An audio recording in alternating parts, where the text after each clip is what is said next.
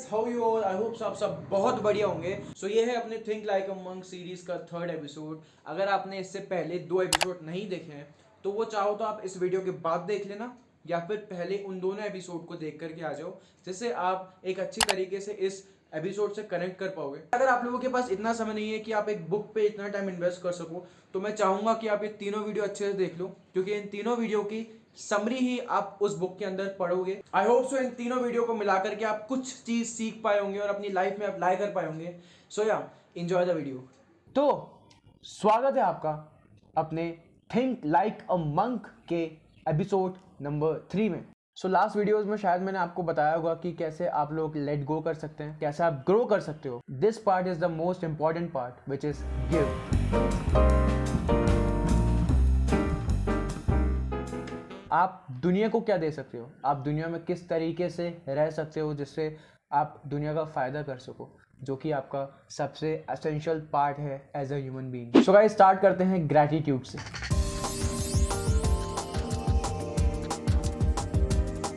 Gratitude का मतलब क्या होता है? आप लोगों ने बहुत सुना होगा कि यार ग्रैटिट्यूड फील करे करो, सुबह उठते ही ग्रैटिट्यूड फील करो, हर चीज़ के लिए ग्रैटिट्यूड फील करो। ये ग्रैटिट्यूड होता क्या है? अपने आसपास की ऑर्डिनरी थिंग्स, बिल्कुल ऑर्डिनरी, स्पेशली ऑर्डिनरी थिंग्स को अप्रिशिएट करना ही ग्रैटिट्यूड कहलाता है। फॉर एग्जाम्पल, अगर मैं यहाँ बैठा हूँ और मुझे ग्रैटिट्यूड फील करना है 2 चीज़ों के लिए, तो मैं सबसे पहले ग्रैटिट्यूड फील करूँगा आप लोगों के लिए जो ये वीडियो देख रहे हो, क्योंकि आप लोग मुझे जानते हो और मेरे लिए ये वीडियो देख रहे हो। दूसरी चीज़, I have this tripod with me, जिसकी वजह से मैं इजीली आप लोगों के लिए वीडियोस बना सकता हूँ। मैं इसके लिए ग्रैटिट्यूड फील करूंगा। एक मंक जिनका नाम डेविड था, उन्होंने ग्रैटिट्यूड की डेफिनेशन दी है। It is a feeling of appreciation comes when something is valuable for you which has nothing to do with its monetary worth. इन्होंने बताया कि ग्रैटिट्यूड एक ऐसी फीलिंग है जो आपके लिए जो वैल्यूएबल चीज़ है उसको अप्रिशिएट करके आती है। वो कुछ भी हो सकता है, किसी का काइंड जेस्चर हो गया, आपका एक नया पिलो हो गया, आपके लव्ड वंस हो गए।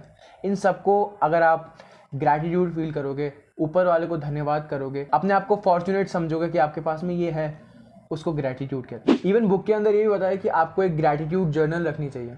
आप सुबह उठो या रात को सोने से पहले 5 चीज़ें ऐसी लिखनी चाहिए, कुछ भी जिसके लिए आप ग्रैटिट्यूड फील करो। आपका बेड, आपका खाना, आपका परिवार, आपके बच्चे या आपके पेरेंट्स, या फिर आपके दोस्त जिनके साथ आप खुल के बात कर सकते हो। And if you are starting your day with gratitude, you are opening opportunities, not obstacles. सुबह उठते ही क्या करते हैं अपन लोग? फोन चेक करते हैं, किसके मैसेज आए, किसी ने अपने लिए गलत कहा, तो सुबह सुबह अपना दिमाग खराब हो जाएगा। अगर ये सब ना करके, फॉर एग्जाम्पल, मैं सुबह उठता हूँ, आंखें बंद करके प्यार से खोलता हूँ और वो 5 चीज़ों के लिए ग्रैटिट्यूड फील करता हूँ जो ऊपर वाले ने मुझे दी है, जिसकी वजह से मैं आज एक अच्छी ज़िंदगी जी पा रहा हूँ, जो शायद किसी और का सपना है। मेरी सुबह की शुरुआत कितनी अच्छी हो जाएगी, कभी सोचा है आपने? स्टडीज़ में पता चला है कि अगर आपका हार्ट ब्रेक हुआ है, अगर कोई लव्ड वन आपको छोड़ के गया है, कुछ भी आपके साथ गलत हुआ है, इमोशनली आप बहुत ज़्यादा अफेक्ट हुए हो, तो ग्रैटिट्यूड इज़ द आंसर। अब बात यह है कि हमारी ज़िंदगी में, डेली लाइफ के अंदर, ये ग्रैटिट्यूड को मैं बढ़ाऊँ कैसे?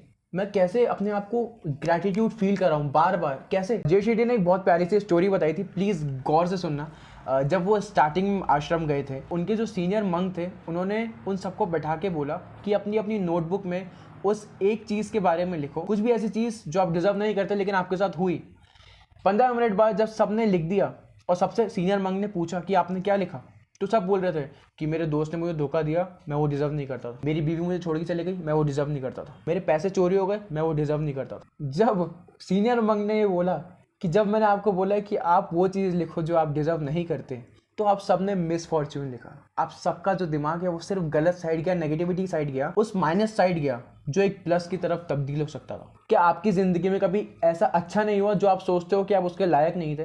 क्या ज़िंदगी में कभी आपको इतना अच्छा मिला नहीं कि कभी आप सोच ही नहीं सकते कि आप इसके लायक नहीं थे? फॉर मी, मुझे नहीं लगता कि इस 6000 सब्सक्राइबर्स के मैं लायक था, बट मुझे मिला। ये अपनी मेंटालिटी को पॉजिटिव साइड रखना हो गया। इस स्टोरी से जय शेट्टी ने ये बताया कि अपन अपने दिमाग को कितना नेगेटिविटी की तरफ छोकते हैं, पर अगर अपन हर चीज़ का एक पॉजिटिव साइड सोचें तो ज़िंदगी कितनी अच्छी हो जाएगी यार। और अगर आपके साथ कभी कुछ बुरा हुआ है तो कभी भी उसको एक मिसफॉर्च्यून का लेबल मत लगा दो। ये यूनिवर्स आपके लिए एक अलग चीज़ करना चाहता है। क्या पता आपको एक छोटा अवार्ड नहीं मिला, पर ये यूनिवर्स चाहता है कि आपको एक बड़ा अवार्ड दे। ये नहीं था कि आप उसको डिजर्व नहीं करते, वो अवार्ड आपको डिजर्व नहीं करता। भगवान को हमेशा इस चीज़ के लिए थैंक यू मत बोलो जो रास्ते उन्होंने आपके लिए खोले हैं पर इस चीज़ के लिए भी थैंक यू बोलो जो रास्ते उन्होंने आपके लिए बंद करें। So let's move on to second point which is relationship.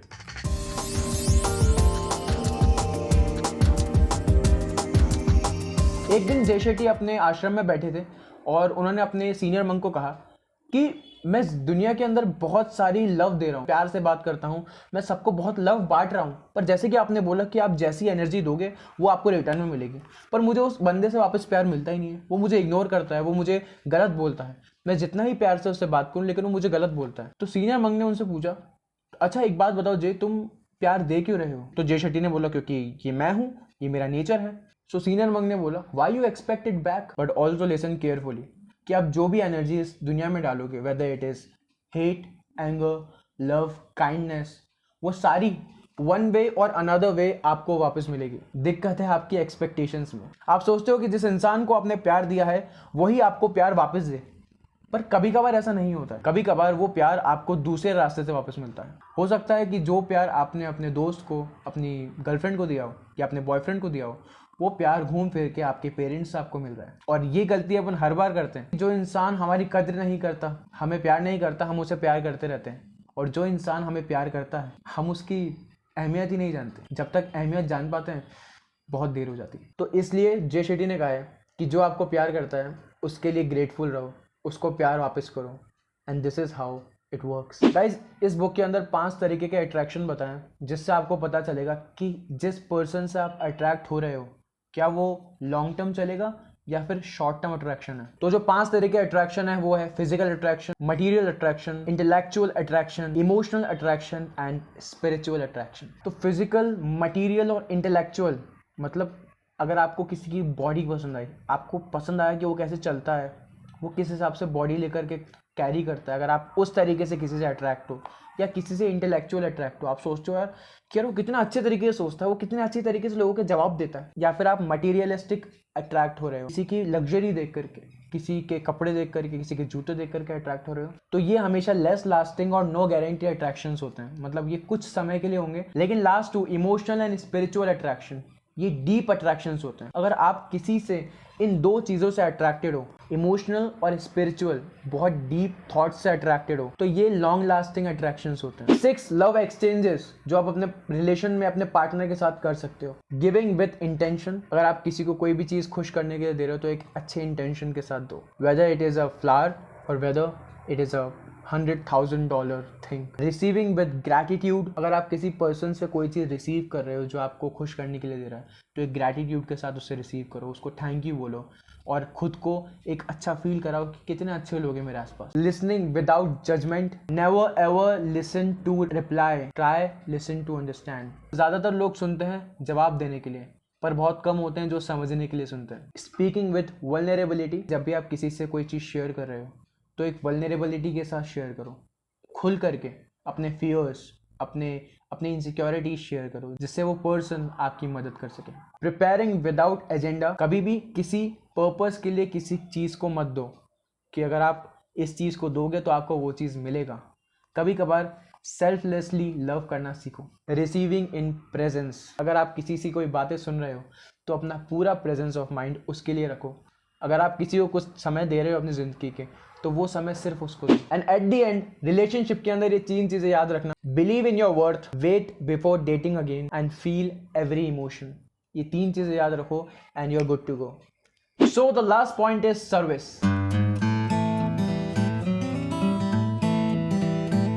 Plant trees under whose shade you do not plan to sit. And as Bhagavad Gita said, the ignorant work for their own profit, the wise work for the welfare of the world. इस दुनिया में आए हो, परोपकारी बनो। I don't know अगर आप लोगों के हिंदी के अंदर ये वाला चैप्टर था या नहीं, जब मैं 2nd या 3rd क्लास में था, मुझे आज भी याद है, परोपकार करके एक चैप्टर था। उसके अंदर ये बताया था कि सन कितना परोपकारी है, वो सिर्फ हमें देता है, हमसे कुछ मांगता नहीं, हमें सही अमाउंट ऑफ हीट देता है। रिवर हमारे लिए बहती है, हमें ठंडा पानी देने के लिए। ट्रीज हमें छाया देते हैं, हमें ठंडी हवा देते हैं, पर हमसे कुछ भी नहीं मांगते। इस दुनिया में आए हो तो किसी के काम आओ, बिकॉज यही मेन चीज है इस दुनिया में आने का। The highest purpose is to live in service. Jay Shetty ने ये चीज बताई है कि monks always try to leave a place cleaner than they found it, people happier than they found them, and the world better than they found it. ये चीज़ समझ लो कि जो सर्विस है इस दुनिया में काम करना वो बहुत बड़ा काम है, वही मेन पर्पस है आपका इस दुनिया में जीवित रहने का। सर्विस से क्या फायदे होते हैं? सर्विस कनेक्ट्स अस, एक दूसरे से कनेक्शन बनाती है सर्विस एम्पलीफाइज ग्रैटिट्यूड। अगर आप किसी के लिए काम कर रहे हो, सेल्फलेसली काम कर रहे हो, तो आपका ग्रैटिट्यूड बढ़ेगा, आप और लोगों के लिए सद्भावना जागेगी, आप अच्छा सोचोगे, आप अपना ग्रैटिट्यूड फील करोगे कि भगवान ने मुझे ये काम करने के काबिल बनाया, उसके लिए उनका बहुत बहुत शुक्रिया। सर्विस से कंपैशन बढ़ता है। अगर आप किसी के लिए ऐसा काम कर रहे हो जो वो खुद के लिए नहीं कर सकता है, तो आप कंपैशन बढ़ा रहे हो, अपने अंदर एक सॉफ्ट कॉर्नर जो होता है वो उसको वाइड कर रहे हो, आप अपने अंदर अच्छाई बढ़ा रहे हो। सर्विस बिल्ड सेल्फ एस्टीम, आप खुद का सेल्फ एस्टीम को ऊपर कर रहे हो, आप खुद की सेल्फ रिस्पेक्ट बढ़ा रहे हो, अपनी आंखों में अपनी इज्जत बढ़ा रहे हो। और इस चीज़ का एक पूरा कंक्लूजन अगर आपको मैं बता दूं जो कि भगवत गीता में लिखा हुआ है, वो है कि giving simply because it is right to give without thought of return at a proper time in proper circumstances and to a worthy person is a सात्विक गिविंग। बिना किसी अपेक्षा के एक सही सर्कमस्टेंसेस में एक सही पर्सन को कोई भी चीज़ प्रोवाइड कराना एक सात्विक गिविंग, मतलब एक बहुत अच्छी भगवान की तरह किसी को देना होता है। अब आप बोलोगे कि यार अपने पास तो पैसे ही नहीं है, अभी मैं कमाता ही नहीं हूँ, मैं कुछ कर नहीं सकता हूँ, मैं अपने पैरों पर खड़ा नहीं हूँ, तो मैं रेडी कैसे हूँ सर्विस के लिए, मैं कैसे किसी को कुछ दे सकता हूँ? आपको पता होगा कि जब भी आपके बड़े या आप लोग गंगा या यमुना कोई भी ऐसी पवित्र नदी में जाते हो तो आप पानी में ऐसे हाथ डालते हो और फिर वापस से उस पानी को ऐसे छोड़ देते हो। इसका मतलब क्या होता है पता है? इस दुनिया में आप ऐसे ही आए थे और ऐसे ही चले जाओगे, जो आपने लिया है वो आपको यहीं छोड़ करके चले जाना है। इसका मतलब ये होता है and you don't have to give, आपको कुछ चीज़ देने के लिए कुछ होना ज़रूरी नहीं है। ये दो मतलब होते हैं इस चीज़ के। So try to do something for others and that's it. So guys, इस एपिसोड के लिए इतना ही था। यही था जो मैंने सोचा, समझा, पढ़ा और आप लोगों को समझाया। आई होप सो कि इन वीडियो से आप लोगों को थोड़ी सी भी हेल्प हुई होगी, आप कुछ अच्छा सीख पाए होंगे, कुछ भी अच्छा, एक छोटी सी चीज़ भी अगर आप इन तीनों वीडियो को मिला करके सीख पाए ना, तो मेरे लिए ये वीडियो बनाना वर्थ है। एंड अगर आपको ये सीरीज़ पसंद आई तो मुझे ज़रूर कमेंट में बताना, इसको शेयर ज़रूर करना अपने बड़ों के साथ में, अपने छोटों के साथ में, एंड इस सीरीज़ को थोड़ा प्यार देना क्योंकि ये बहुत मुश्किल से बनाई है। इसकी स्क्रिप्टिंग में बहुत समय लगता था मुझे। एक तरीके से समझ लो इस बुक को पूरा पढ़ के इसकी स्क्रिप्टिंग करी है मैंने, मेन चीज़ें लिखी हैं जिससे मैं आप लोगों को वही बता सकूं जो आपके काम आ सकता है। क्या आप चाहते हो कि मैं और भी ऐसे बुक्स के सीरीज़ में वीडियोज़ बनाऊँ, एलैबोरेटिव वीडियोज़ बनाऊँ? सो मुझे ज़रूर बताना। सो मिलते हैं अगले वीडियो में, तब तक के लिए bye and be happy and read think like a monk.